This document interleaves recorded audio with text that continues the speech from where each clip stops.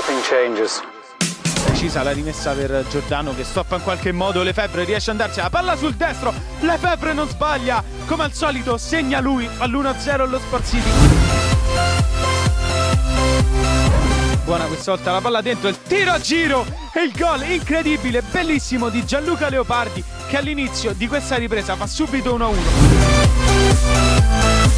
Difficile sfida contro il mister Jeff, qua Stornelli non si vuol fermare, c'è Latini che col piattone da dall'altra parte dove Mirante attende e va col mancino, una sentenza, il sinistro di Simone Mirante, la sua doppietta personale.